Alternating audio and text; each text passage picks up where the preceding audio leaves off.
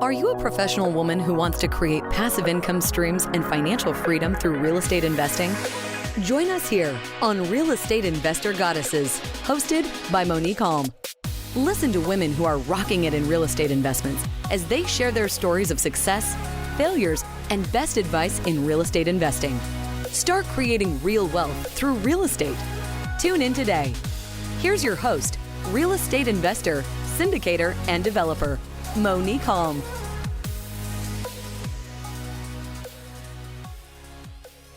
Welcome to the Real Estate Investor Goddesses podcast. I'm your host, Monique Halm. On this show, we interview badass, amazing real estate investing goddesses, these women that are crushing it in the real estate investing space, who share their stories and their mistakes and their best advice for us. And I am so excited to have with us today Dana Robinson, who is certainly no exception to the badass role. She is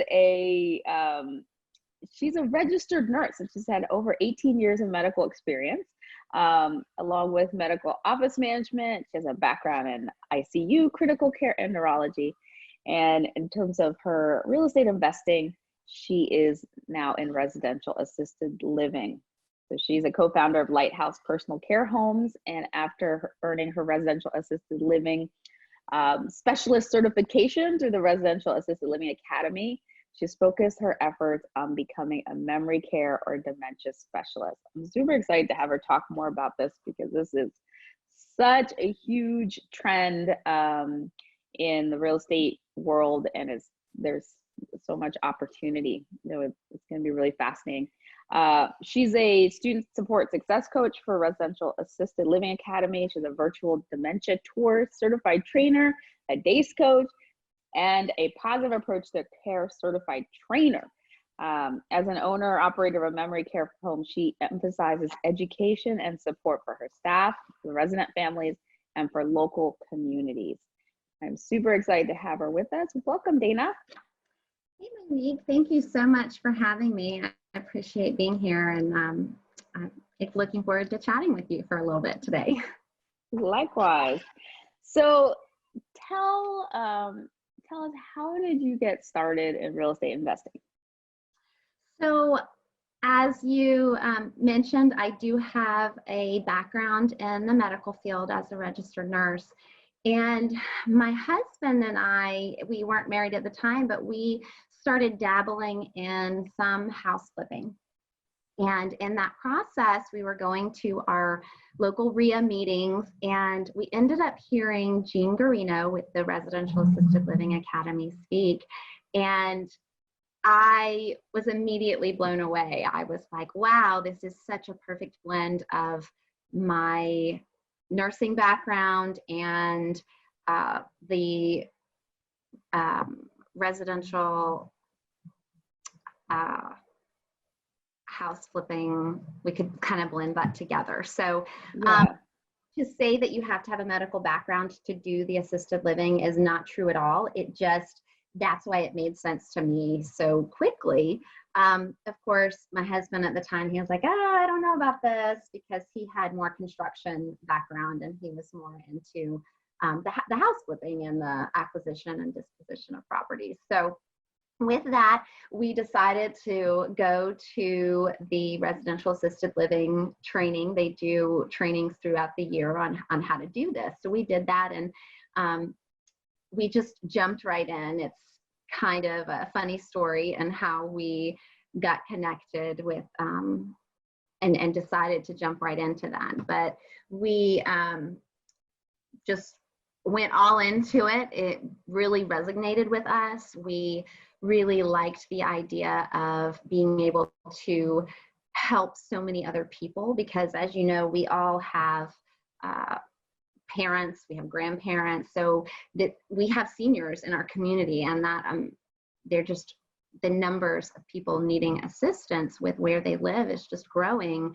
And so we just really focused on how we could do this. We had family members ourselves that needed assistance with where they were needing to live, whether it was with dementia or falling, things like that. So we just it really resonated with us, and we followed that program. And then after going through all those steps, we then became support coaches and mentors for students to follow. And what they say, that the teacher is the greatest student. So you really start learning a lot more than you would on your own when you get to help other people.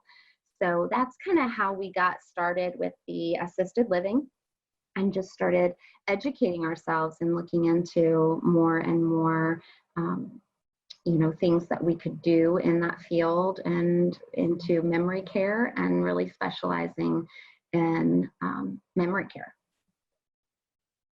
That's amazing. So I want to break down a few of the things that you said there, because there's so much, so rich.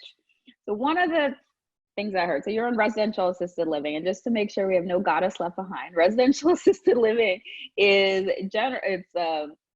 what you describe it. How would you define a residential assisted living facility? So we're all familiar with assisted living when I say we have seniors who are no longer able to live at home.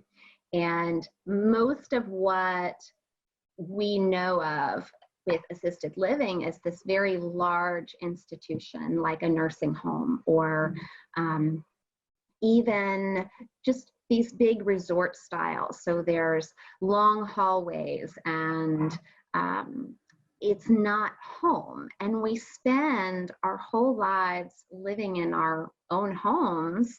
And then when we need just a little extra help, maybe going to the bathroom, maybe getting dressed, maybe meals being prepared for us, we're expected to go live in these really big places. I mean, I enjoy going on vacation and staying in a hotel from time to time, but I don't want to live there for the rest of my life. We all go on vacation and we have a great time, and then you get home, and I think every time we go out of town, and that first night back, and you lay in your own bed and you're like, oh, it's so nice to be home. So when we talk about residential assisted living, we're saying that our seniors don't have to be shipped off to these big facilities or these cold nursing home type facilities.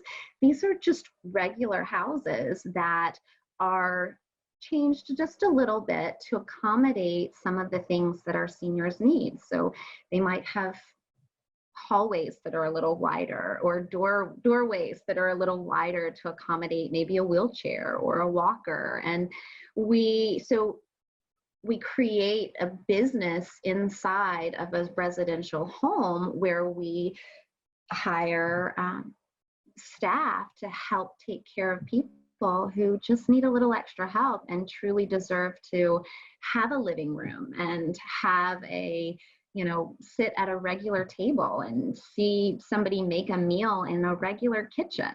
So it's just allowing aging to be more regular and allowing families. So when my grandfather went into a big assisted living home, it took off the burden of, he lived with my mom before he went into the care home, and she just couldn't care for him anymore. So at some point, most families try to bring their parent or their grandparent into their house, and it just changes that whole dynamic. If you have kids, if you have work, and you can't, we love our parents and we love our grandparents, but we're not meant to be their caregiver. It changes that relationship. So by creating these residential assisted living homes, we are allowing the seniors who have laid the foundation of our society. We have privileges today because of what our seniors accomplished.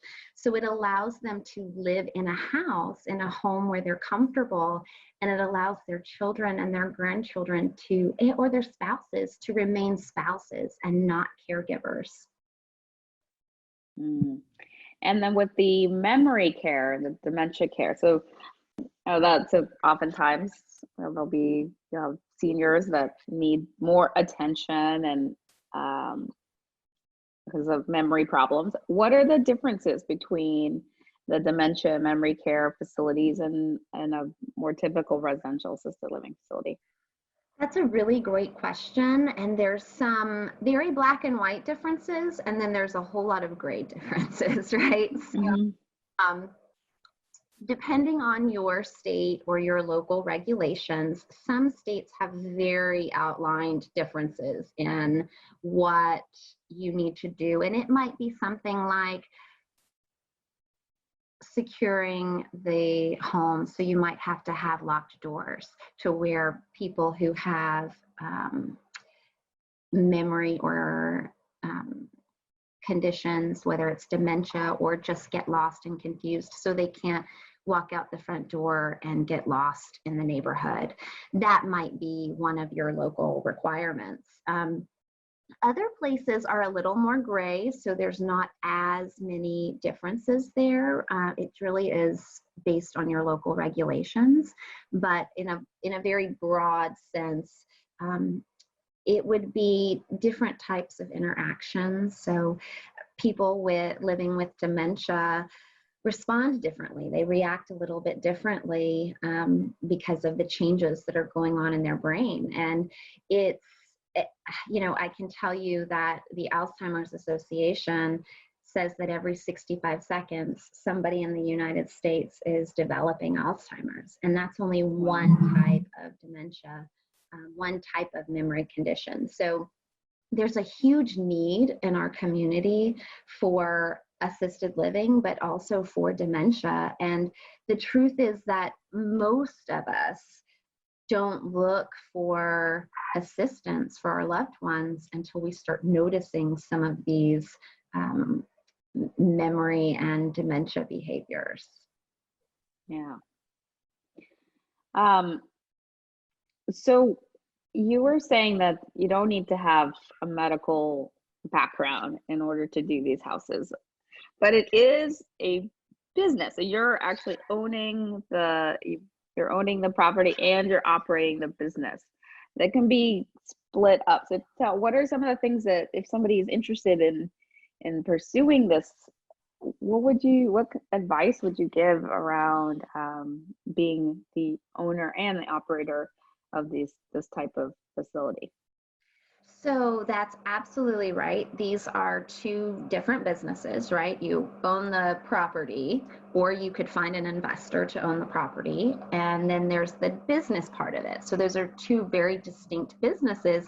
And you can choose to do both, or you can choose to do one or the other.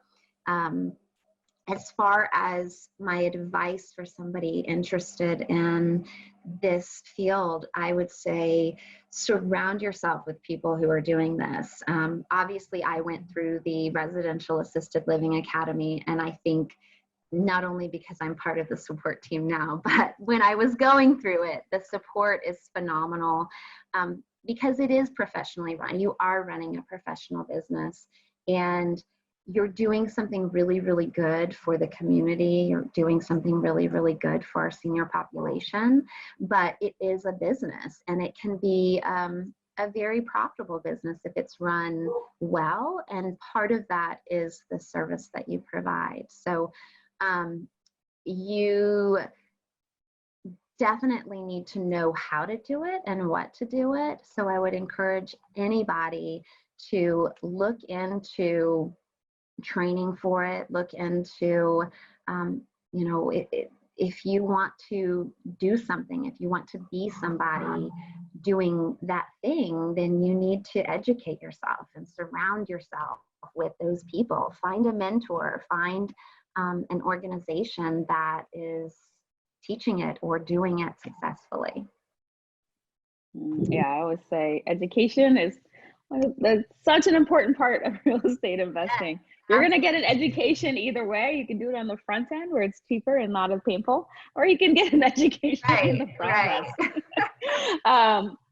But even with an education, I know that there are mistakes happen. So I want to ask you a question that I ask all of my guests. which is, what was your biggest mistake in your real estate investing career, and what did you learn from it? Ooh, one big mistake. So I would say a really big mistake is focusing on one thing at a time, no matter what you're doing in real estate investing, whether it's assisted living, whether it's, you know, buy and hold, buy and sell, whatever it is. We all know that not every deal happens, not everything goes through. So focusing only on one thing at a time makes that process so much longer, because if it doesn't work out, we've wasted how many months of trying on this one project. So I would say make sure you have lots of irons in the fire. If you are looking for one project, maybe you need to have a few houses under contract, or at least, you know, letters of intent while you do your due diligence. And do your due diligence. Don't, you know, make sure you do your homework in that process. But so tell us the story. What happened to you that, you know, that now you have this, you've learned from this mistake? What was the story? What was your story? Goodness, one specific story. Focusing on one project at a time, things always tend to take longer. So we were under contract on a project, and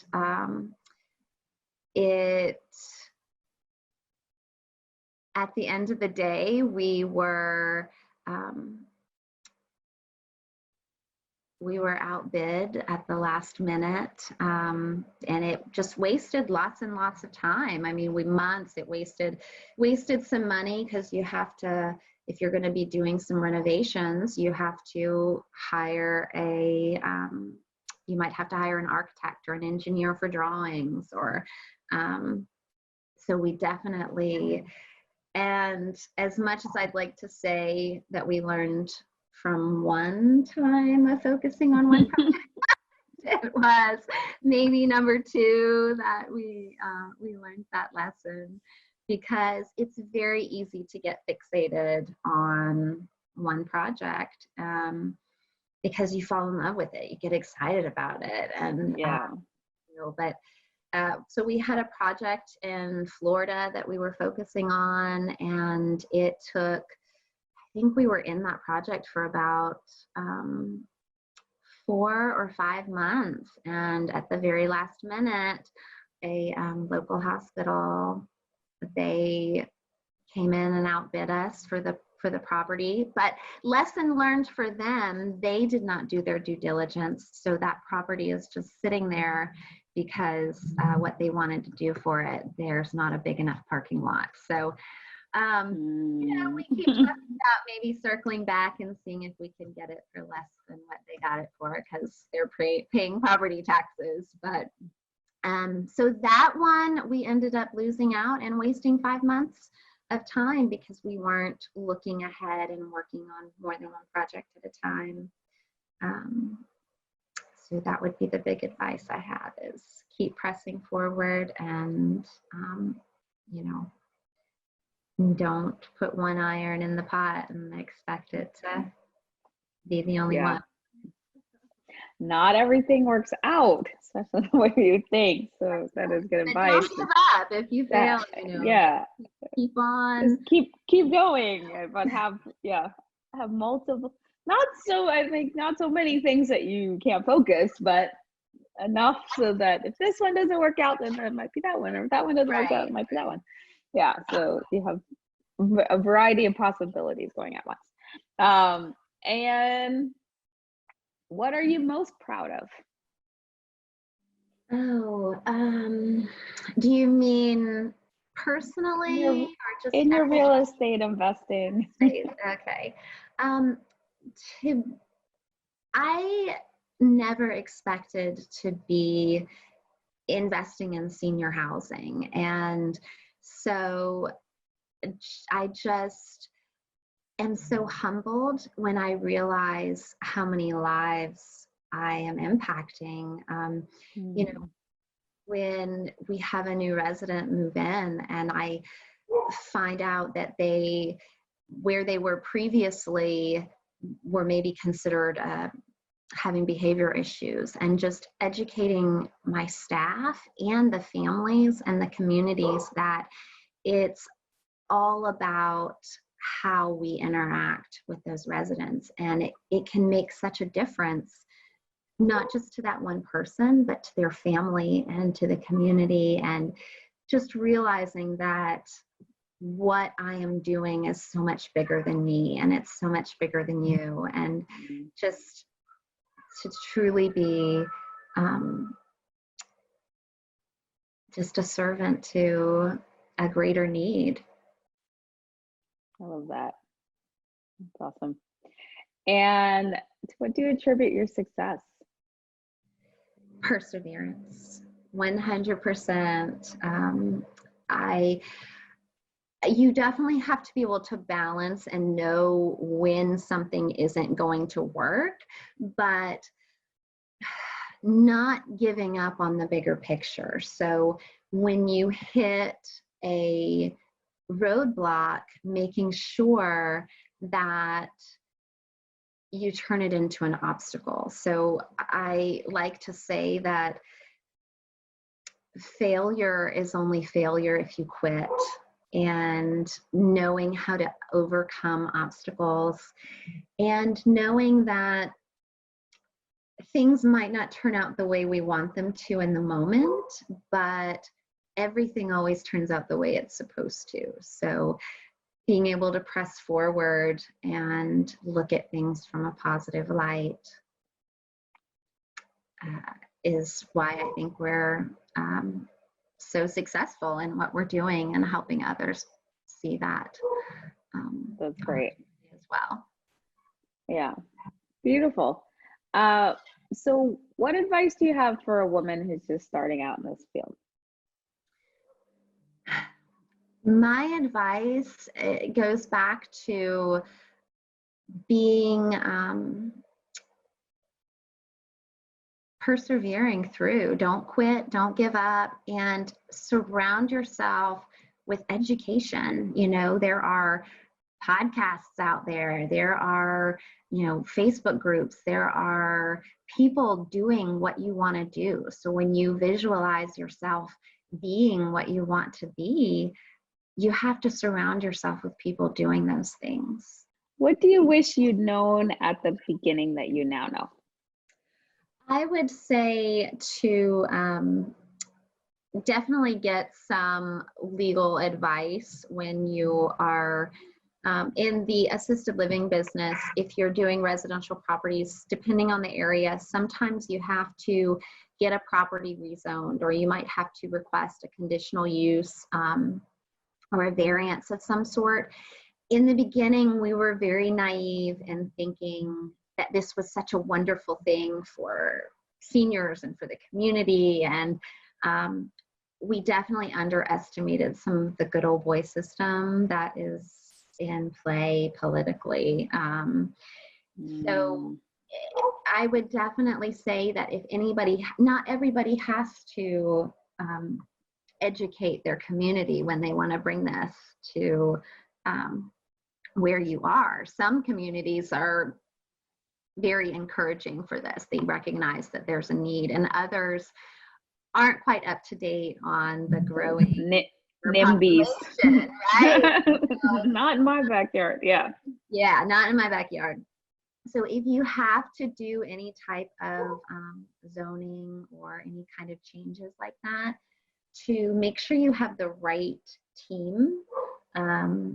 You know, when I say legal counsel, that doesn't mean just any attorney to help you in that. I would say find someone that's done this before. Find somebody that knows the laws and knows your rights, because just because somebody is an attorney doesn't mean they know what's in, you know, how to get this done for you, your best interest.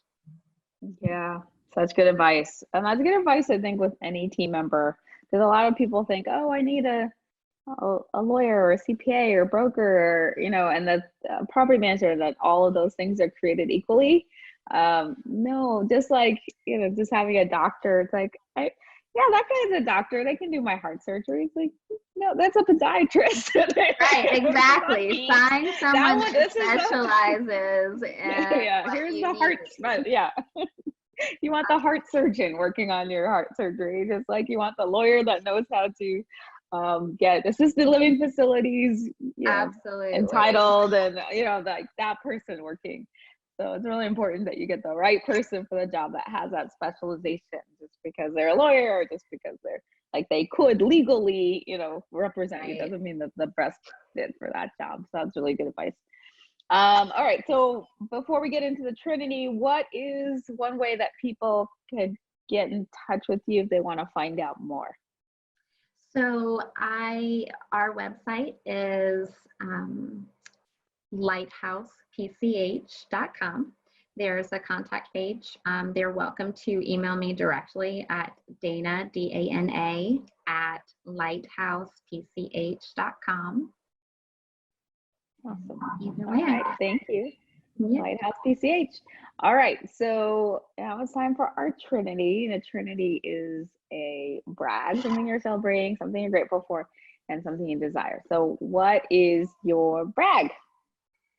So I have, like I said in the beginning, I really dove into becoming a memory care and dementia specialist. And I have recently received my certification to be a positive approach to care certified trainer, as well as a virtual dementia tour certified trainer. So I'm just really excited to bring those tools to the community, to our homes, and to lots of other residential assisted living owner operators that are interested in these special, unique tools and experiences. So I'm really proud to have accomplished those certifications recently. It's so exciting. Well bragged. And what's one thing you are grateful for? I am very grateful for time. I think as entrepreneurs, especially female entrepreneurs, I'm your classic mompreneur, right? Where I get to work from anywhere in the world, as you are now in a different country. So that's just that's really exciting that we get to be moms or travel or be anywhere and still be successful in our endeavors. Beautiful. And last but certainly not least, what's one thing you desire? I desire to just be able to help. My husband and I, we were talking the other day, and people measure wealth by time or by if you have so many properties or lots of different ways to measure wealth. And we were talking about measuring wealth by how much we can give and just impact and touch others. And so I just am so humbled by the opportunity to be able to help others, and not just the seniors that we're helping, but even our staff, just being able to support them and encourage them to grow where they are. And so that's just how we recently were talking about how to measure our wealth by how much we can give. That's beautiful. So what's your specific desire around that? So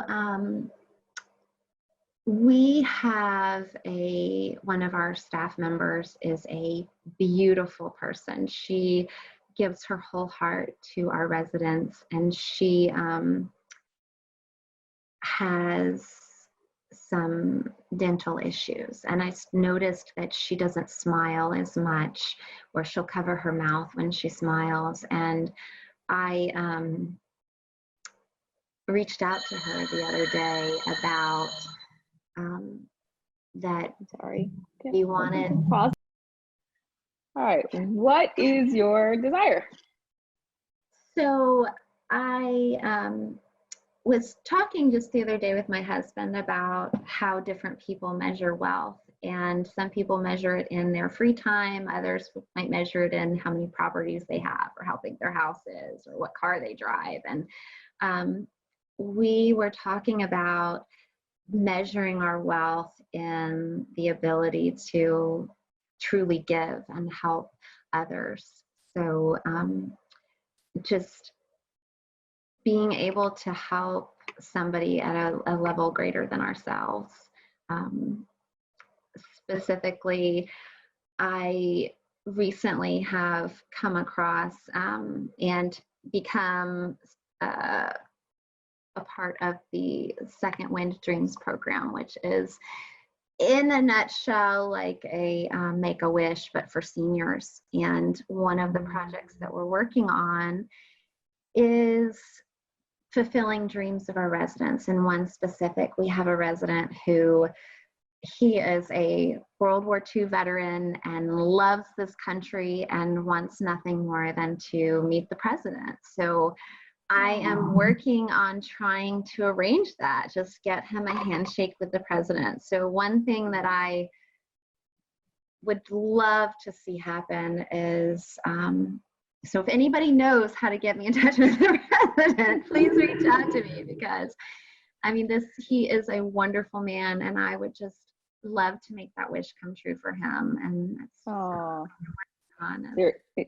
your desire is to help your resident who's his desire, meet his desire and wish. Desire is to meet the president, and I to meet the president, shake his hand. You know, like I said, my husband and I were talking about measuring wealth by how much we can help others and how much we can give, and I would just love to be able to meet that dream for him and help. I mean, that would be the highlight of his life.